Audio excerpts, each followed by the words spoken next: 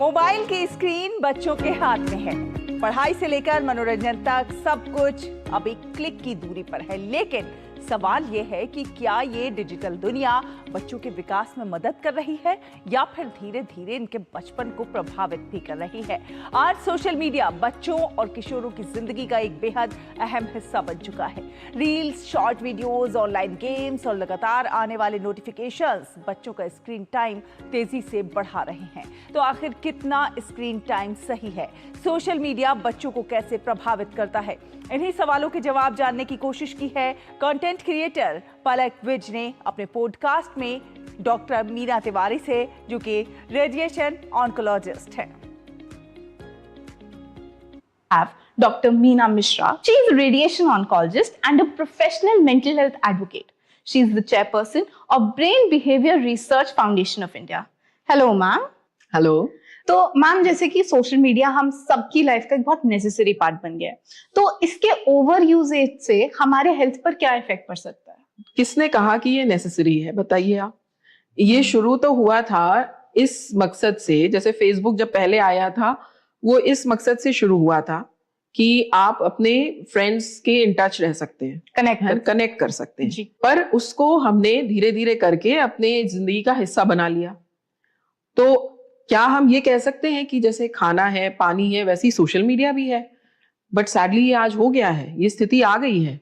क्योंकि जो हमारे ऑर्गेनाइजेशन में जब बच्चे आते हैं, और क्योंकि हम लोग ब्रेनोस्कोप करते हैं, उस दौरान हम ईईजी भी करते हैं, तो ईईजी में बहुत सारे चेंजेस मिलते हैं। और वो चेंजेस जब आप उनसे हिस्ट्री लीजिए तो वो बहुत अच्छा कोरिलेट भी करते हैं। पता चलता है स्क्रीन टाइम लोगों का 7-7, 8-8 घंटे है बच्चों का। तो ये बहुत ही अलार्मिंग सिचुएशन है। और जब ऐसा होता है, जब ये 7 घंटे 8 घंटे इतना ज्यादा ये होता है नेसेसिटी, इसे हमने क्या कहा कि अब हम बिना इसके नहीं रह पाते जी। तो ऐसे लोगों में सबसे पहला जो प्रॉब्लम आएगा वो आएगा फोकस करने की दिक्कत होगी। किसी भी काम में, लंबे काम में वो फोकस नहीं कर सकते। तो मैम, ये सिर्फ बच्चों की बात कर रहे हैं आप? नॉर्मल? अरे बड़ों की भी, बड़ों ने भी। आज आप देखिए, अगर आप जो बहुत ज्यादा सोशल मीडिया यूज करते हैं अवे फ्रॉम वर्क, मतलब काम से रिलेटेड किसी का है तो वो काम कर रहे हैं, वो उससे मतलब वो गोल ओरिएंटेड है। बट जो social media access goal oriented नहीं है, वो आपके लेजर के लिए है, आपके एंटरटेनमेंट के लिए है, तो ये आपके दिमाग को नुकसान पहुंचाता है। क्योंकि फोकस फ्रेम्स जो होते हैं ना, अब आप देखिए पहले यूट्यूब चलता था, यूट्यूब में 15 मिनट का वीडियो, 20 मिनट का वीडियो, आधा 1 घंटा, फिर वो धीरे धीरे करते करते रील्स आए, रील्स सेकंड्स में आने लगे, फिर यूट्यूब शॉर्ट्स आए जो कि और छोटे। आज तो ये बोलते हैं कि आपको अगर अपनी बात कहनी है तो आप 1 से 2 सेकंड में कहिए। ये हालत हो गई है। मतलब आजकल 5 सेकंड की भी बनाई जा रही है मूवीज, छोटी छोटी 5 सेकंड की मूवीज, की देखना है कि आप छोटे में अपनी बात कैसे रख सकते हैं। बट एवरेज टाइम तो 30 सेकेंड्स हो गया है। तो जब आप इस तरीके के रील्स, इतने फास्ट इमेजेस देखेंगे तो आपका दिमाग तो प्रिमिटिव ही है। अभी आप ये नहीं कह सकते कि आपका स्ट्रक्चरली दिमाग चेंज हो गया है, उसको तो सदियों लगेंगी। और होता क्या है कि कुछ नेसेसरी सर्किट्स जो होते हैं ब्रेन के, वो बाईपास होने लगते हैं, और इसी वजह से कंसंट्रेशन में प्रॉब्लम आती है। कोई लंबा टास्क आप एक साथ बैठ के नहीं कर सकते। पहली बात ये है, तो फोकस और अटेंशन की प्रॉब्लम है। दूसरा, नींद पे इफेक्ट आता है, क्योंकि रात में आप स्क्रॉल कर रहे हैं। जैसे जो हमारा वर्ल्ड हेल्थ ऑर्गेनाइजेशन है और अमेरिकन साइकोलॉजिकल एसोसिएशन ने भी जो स्टडीज की हैं, उसकी स्टडीज के मुताबिक अगर जब आप सोने के 1 घंटा पहले अगर आप उस दौरान मोबाइल देखते हैं तो जो आपकी रेम स्लीप होती है, जो कि क्वालिटी स्लीप कहलाती है, उसमें कमी आ जाती है। तो चाहे बच्चे हों चाहे बड़े हों, उनकी स्लीप क्वालिटी अफेक्ट होती है। इसलिए जब वो सुबह उठते हैं तो फ्रेश नहीं महसूस करते। हेडेक्स, माइग्रेन्स, ये सब ज्यादा होने लगते हैं over a period of time, कुछ लंबे समय से ले जाकर। तीसरा जो बच्चों पे इफेक्ट देखा जाता है कि जब आप इंस्टाग्राम वगैरह ज्यादा स्क्रॉल कर रहे हैं तो ऐसे में एंजाइटी होती है। दूसरों को देखकर, उनकी पिक्चर परफेक्ट लाइफ देखकर आपको खुद से कंपैरिजन जब आप करते हैं तो लगता है कि हम तो कहीं भी नहीं स्टैंड करते, और कोई चीज अगर स्क्रीन पे आ गई इसका मतलब वही बेस्ट है, ये फीलिंग हमारे अंदर होती है। तो जब इस तरीके का कंपैरिजन हम करते हैं तो चाहे बच्चे हों, चाहे बड़े हों, चाहे हाउसवाइफ्स हों, उनके अंदर एक फीलिंग ऑफ एम्प्टीनेस आता है, लगता है कि हम कहीं पीछे हैं, तो डिप्रेशन में चले जाते हैं। तो इस तरीके का जब डिप्रेशन होगा, तो जब ये डिप्रेशन लंबे समय तक होगा तो क्या होगा कि मोटिवेशन नहीं रहेगा, कोई भी अच्छा काम करने का, कोई भी गोल ओरिएंटेड काम करने का मोटिवेशन नहीं रहेगा, तो नतीजा होगा कि सुस्ती आएगी। इनफैक्ट बच्चों में आपने आजकल हाल के दिनों में बहुत ज्यादा पढ़ा होगा, बीच बीच में गेम्स भी आए थे ऐसे कि जो टीनेजर्स, ब्लू वेल करके ब्लू गेम वेल का था, हाँ, कि जब वो उसमें मतलब इतने इन्फ्लुएंस्ड हो जाते हैं उससे और अपने को प्रूव करने के चक्कर में सुसाइडल अटेम्प्ट्स तक कर लेते हैं। तो अब मुझे लगता है इससे ज्यादा और कोई बड़ा साइड इफेक्ट हमें और सोचने की जरूरत नहीं है। बहुत सारे साइड इफेक्ट्स हैं और वो देखने को मिल भी रहे हैं। जी, तो मैम डूम स्क्रॉलिंग जैसे कि कांस्टेंट स्क्रॉलिंग, इससे मेमोरी लॉस का भी कुछ रिलेशन है? बिल्कुल है। मेमोरी लॉस इसलिए होता है क्योंकि आप उसको याद नहीं रख रहे हैं ना, वो गोल ओरिएंटेड नहीं है जी, वो बस आप डूम नाम ही है। हाँ, डूम नाम ही है। तो डूम स्क्रॉलिंग का मतलब है कि आप अपने लिए you are creating a doom for yourself जी। It is a goalless aimless scrolling, बस आप देखते जा रहे हो कि कुछ भी, और जो मतलब रील्स डालने वालों की भी मेंटालिटी वैसी ही है, just to gain attention. You know there are people doing all sorts of, हर तरीके की रबिश चीजें कर रहे हैं। मैं नाम नहीं लेना चाहूंगी, बट मतलब नाले का पानी तक पी रहे हैं और उसका वीडियो डाल रहे हैं आप, और उसके व्यूज आप देखिए, मतलब इस तरीके के जो बिल्कुल बेसलेस टाइप के जो रील्स हैं उसके व्यूज आप देखिए मिलियंस में जाते हैं। तो लोग देखते तो क्यूरियोसिटी की वजह से हैं, लेकिन एक बात हमेशा हमें ध्यान रखनी चाहिए, चाहे वो बच्चे हों चाहे वो एडल्ट्स हों, बच्चे ज्यादा वनरेबल होते हैं, इसलिए जो आप देखेंगे, जो आप पढ़ेंगे वैसे ही आप बनेंगे। तो गार्बेज इन गार्बेज आउट। तो जब ऐसी रील्स आप देखना शुरू करेंगे तो आपके दिमाग में भी कुछ समय बाद वैसे ही विचार आने लगेंगे कि मैं भी कुछ एक्स्ट्रा करूं जी, जिससे मुझे भी इतना अटेंशन मिले। तो डूम स्क्रॉलिंग जो होता है वो आपकी, क्योंकि फ्रेम्स पर सेकेंड जो है वो उसकी स्पीड बढ़ जाती है, तो इससे ना सिर्फ आपकी, जो मैं फिर से कहूंगी, अटेंशन स्पैन पे फर्क पड़ता है। इसी वजह से आजकल ADHD, जैसे अटेंशन डेफिसिट हाइप डिसऑर्डर कहते हैं, वो भी बच्चों में भी बढ़ गया है और एडल्ट्स में भी अब बढ़ गया है।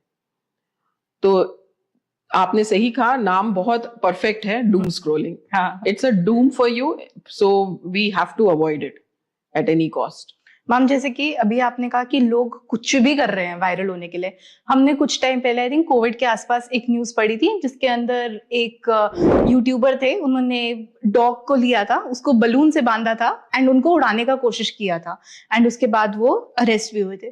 फिर हम देखते हैं मेनली जो कार वाली रील्स आती हैं कि वो धड़ाम से मतलब कुछ वो कर रहे हैं, रेस ड्राइविंग कर रहे हैं, कई होते हैं जो पटाखे चला रहे हैं और अपनी लाइव्स को रिस्क में डाल रहे हैं सिर्फ और सिर्फ वायरल होने के लिए। तो ये क्या सोशल मीडिया एडिक्शन की वजह से होता है या ये सिर्फ एक वो चाह है कि मुझे बस फेमस होना है? देखिए पलक, आजकल सिर्फ ये सोशल मीडिया में क्या हो गया है कि उनको ये लगता है कि अगर आप सोशल मीडिया स्टार हैं, हाँ, तो ही आप सक्सेसफुल हैं लाइफ में। अगर आप सोशल मीडिया पे नहीं हैं और आपके n नंबर ऑफ फॉलोअर्स नहीं हैं, तो इसका मतलब आप फेलियर हैं, ऐसा सोच बन गई है। ये वास्तविकता नहीं है, ये वर्चुअल रियलिटी है और वो वर्चुअल वर्ल्ड की रियलिटी है, रियल वर्ल्ड की रियलिटी ये नहीं है।